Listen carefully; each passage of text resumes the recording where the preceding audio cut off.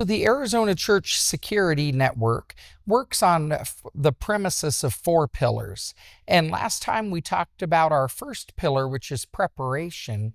Now we're going to talk about our second pillar, which is prevention. When we talk about prevention, we're looking at the steps we can take in advance to mitigate any risks that the church may perceive. And so when we talk about risks, we're not just looking at active violence, although that's certainly something we want to put steps in place to prevent and to work on mitigation efforts. But we also look at things like child safety and child protection policies. We look at making sure that the medical team is equipped. When we look at prevention, do we know where equipment is? Do we own the equipment? What does our policy and procedure say that we prepared? And then as we look at our prevention aspects, how can we best prevent those incidents? And it can be things as simple as maybe we have one power strip plugged into a second power strip. It could be that raised sidewalk that's a trip hazard. It could be how many people have keys to the facility. Have we made sure that we've had a fire marshal come in and do a fire inspection? Have we made sure that we've had somebody come in and maybe do a threat and vulnerability assessment of the property, because they're going to identify different steps we could take that will fit right along with our prevention. And we can go all the way up into preventing things like theft. What are our internal safeguards when we look at who is collecting the offering, who is counting the offering?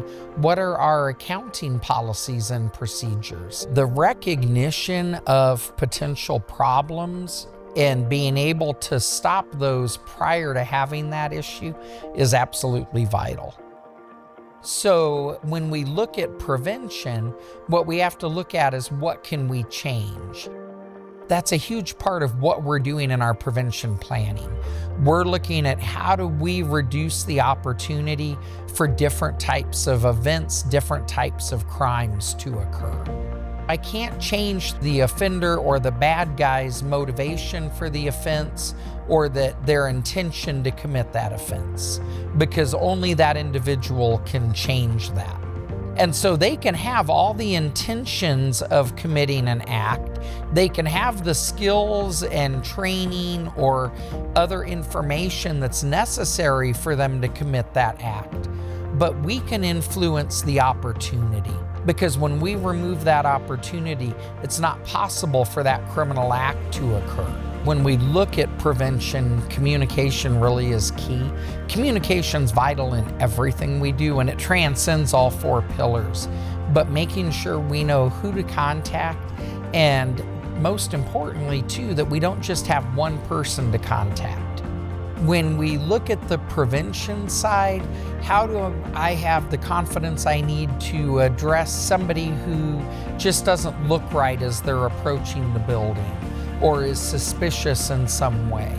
And what we really look at to build that confidence is our reality-based training, where we can do scenarios and we can let people learn in a safe environment where it's okay to make a mistake. And so what we find is through that role-playing and reality-based training, we really see people's confidence increase vastly. And all of those types of courses are open to everybody in the congregation, because what we know is that this training is going to work.